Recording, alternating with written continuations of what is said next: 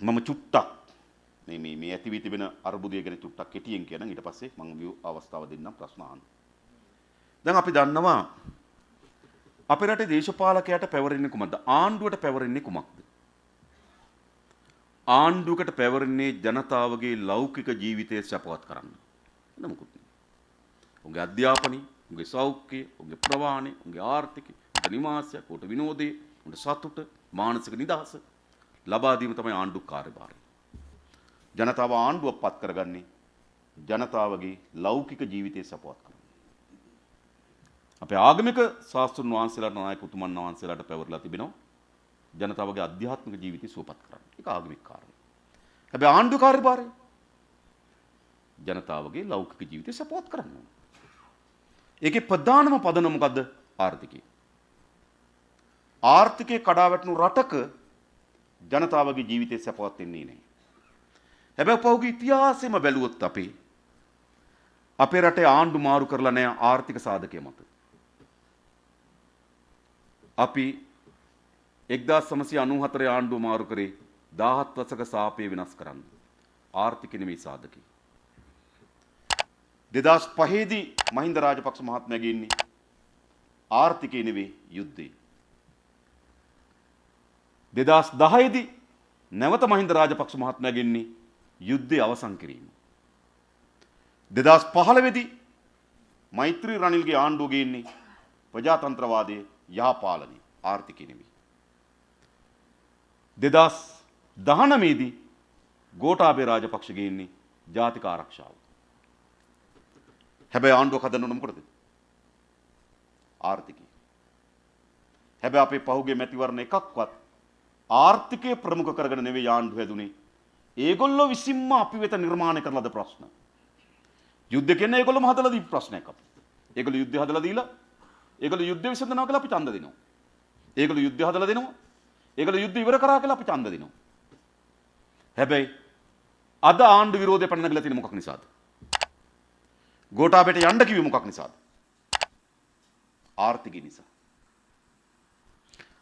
අද තෙල් පොලිම ඇති වුණේ මම පසු කියන්නයි ඕනේ. ගෑස් පොලිම ඇති වුණේ, කිරිපිටියේ ගෑතු වුණේ, භාණ්ඩ මිල ඉහළ ගියේ, රැකියාව මෙලා තිබෙන්නේ, ව්‍යාපාර අස්ථාවර භාවයකට අවිලා තියෙන්නේ. මොකද්ද පතුලේ සාධක? ආර්ථිකය. ඕගොල්ලෝ මෙතෙන්ට එන්න පොළඹවන්නේ මොකද්ද?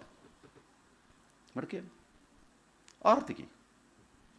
ඒ නිසා දේශපාලන ව්‍යාපාරයකට ආණ්ඩුවකට පැවරෙන ප්‍රධාන සාධකය තමයි ඒ රට ආර්ථික වශයෙන් සංවර්ධනය කිරීම, ජනතාවගේ ජීවිත සැපවත් කිරීම. හැබැයි අපි ආණ්ඩු මාරුවලදී ඒ පිළිබඳව බර තියලා තියෙන ඉතාමත් අඩුවින්. ආර්ථිකය ගැන කල්පනා කරපු ඡන්දයක් අපිට මතක ඉතිහාසයේ තියෙන 77 විතරයි. 77න් පස්සේ ආර්ථිකය නෙමෙයි අපි ඉස්සරහට අරන් තියෙන වෙන සාධක. හැබැයි ඒක විසින් අද මොකක්ද වෙලා තිබෙන්නේ? අද ජනතාව ආණ්ඩු විරෝධය මේ පාලකයන් පළවා හරින්න ඕන කියලා මතය ගොඩ නැගිලා තිබෙන්නේ ආර්ථිකය මත. ඒක වැදගත් දෙයක් ලංකාවේ අද. මෙතෙක් වෙන වෙන සාධක මත දේශපාලන තීන්දුව වෙච්ච එක අද ආර්ථිකය මත දේශපාලන තීන්දුව වෙලා තියෙන හොඳයි ඒක. ඇයි මේ ආර්ථික අර්බුදයට අපි මුහුණ දුන්නේ? මේක ෂණික අර්බුදයක් නෙවෙයි. ෂණික තීන්දුව తీරණයකට යම් ප්‍රමාණයකට තීව්‍ර කරන්න බලපෑවා. මේක ෂණික අර්බුදයක් නෙවෙයි.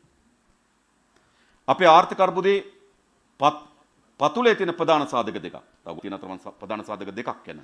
එකක් තමයි ආණ්ඩුවට අවශ්‍ය වෙන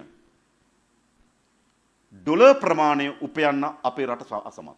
රටකට වසරකට අවශ්‍ය වෙන ඩොලර් ප්‍රමාණය අපි උපයන්න අසමත්. ඒක තමයි එක ප්‍රශ්නයක් අපේ රටේ තියෙන. හරිද? දෙවෙනි ප්‍රශ්නේ රජයට වියදම් කිරීම සඳහා මහා භාණ්ඩාගාරයට මුදල් ඕන. භාණ්ඩාගාරයට එන මුදල් වියදම් කිරීම සඳහා ප්‍රමාණවත් නැහැ. වියදම සඳහා ප්‍රමාණවත් නැහැ. ඔක තමයි අර්බුද දෙක ප්‍රධාන මූල්‍ය ශාස්ත්‍රය කියන්නේ. මේක අදද? මේක අද නෙවෙයි. මේක දැන් දශක 4ක් තිස්සේ තියෙනවා. මොකද කියන්නේ? අවුරුදු 40කට වඩා වැඩි කාලයක් මේ අර්බුදය තිබුණා. මොකද්ද? අපිට අවශ්‍ය වෙන ඩොලර් ප්‍රමාණයක් තියෙන වසරකට ඒ ඩොලර් ප්‍රමාණය උපයන්න අපි අසමත් වෙනවා. දෙක වසරකට ආණ්ඩුවේ වියදම් ප්‍රමාණයක් තියෙනවා. ඒ වියදම් ප්‍රමාණය උපයන්න ආණ්ඩුව අසමත් වෙනවා. මම උදාහරණයකට කිව්වොත් 2021 මුල් මාස 4 2021 මුල් මාස 4 ආණ්ඩුවේ ආදායම භාණ්ඩාගාරයට ආවේ රුපියල් බිලියන 482යි. බිලියන කියන්නේ කෝටි 100යි. ඒ රුපියල් බිලියන 482යි භාණ්ඩාගාරයට ආවේ. 2021 මුල් මාස 4. කොච්චර වියදම් කරාද? ණය වාරිකයේ ගෙවන්න බිලියන 366ක් වියදම් කරා. පොලි වාරිකයේ ගෙවන්න බිලියන 310ක් වියදම් කරා. ආණ්ඩුවේ අනිකුත් වියදම් වලට බිලියන 1002ක් වියදම් කරා. ඒ මාස 4 ආණ්ඩුවේ මුළු වියදම බිලියන 1678යි. භාණ්ඩාගාරයට ආවේ බිලියන 482යි. මුල් මාස 4 අපි දින 120න් බෙදුවා. ආසන්න වශයෙන් 482 120න් බෙදපුවම බිලියන 4යි. 1678 120න් බෙදපුවම 14යි. ඒ කියන්නේ දවසකට භාණ්ඩාගාරයට බිලියන 4ක් එනකොට දවසකට භාණ්ඩාගාරේ බිලියන 14ක් වියදම් කරන්න ඕනේ. පුළුවන්. දවසකට භාණ්ඩාගාරයට කෝටි 400ක් එනකොට ආණ්ඩුව දවසකට කෝටි 1400ක් වියදම් කරන්න ඕනේ. දවසකට මදි කෝටි 1000. ඔන්න අපේ රටේ ආර්ථික හද තියෙන තැන. දවසකට කෝටි 1000ක් මදි. හරිද? ඉතින් ඒක මොකද කරන්නේ? එක්ක ණය ගන්න ඕන, එක මුදල් අච්චු ගන්න ඕන. වෙන උත්තරයක් නෑ. ඒ නිසා මේ අර්බුදයේ එකක් තමයි දීර්ඝ කාලයක් තිස්සේ අපි අසමත් වුණා. අපේ භාණ්ඩාගාරයට ලැබෙන ආදායම අපේ වියදම් වලට අනුරූපී වන පරිදි වර්ධනය කරගන්න. මේක කරේ නෑ මේගොල්ලෝ. 1996 දී දල ජාතික නිෂ්පාදිතයේ ප්‍රතිශතයක් ඇටියට භාණ්ඩාගාරයට ආවා 23%. රටේ මුළු ජාතික නිෂ්පාදනයේ වසරකට 23%ක් ආවා භාණ්ඩාගාරයට. ගිය අවුරුද්ද කීයද? ගිය අවුරුද්දේ ආදායම දල ජාතික නිෂ්පාදිතයේ ප්‍රතිශතයක් ඇටියට 8.6යි. ලංකාව අවුරුදු 40කට පස්සේ ගිය අවුරුද්දේ තනි ඉලක්කමට ආවා. 8.6ට බැස්ස. මොකක්ද උනේ? මේ ආණ්ඩුවට දීර්ඝ කාලීන සැලසුමක් තිබුණේ. ඕගොල්ලෝට තමයි මම කියන්නේ මේ ව්‍යාපාරයකට මේක වුණා. ඕගොල්ලෝගේ දවසක ආදායම නේද? ලක්ෂ 40යි. දවසක වියදම ලක්ෂ 140යි කියලා හිතමු. ව්‍යාපාරේ බංකොලොත් මේක අලුත් දෙයක් නෙවෙයි. අපි දීර්ඝ කාලයක් මේ බංකොලොත් විතර රාජ්‍ය ගමන් කරමින් තිබුණා.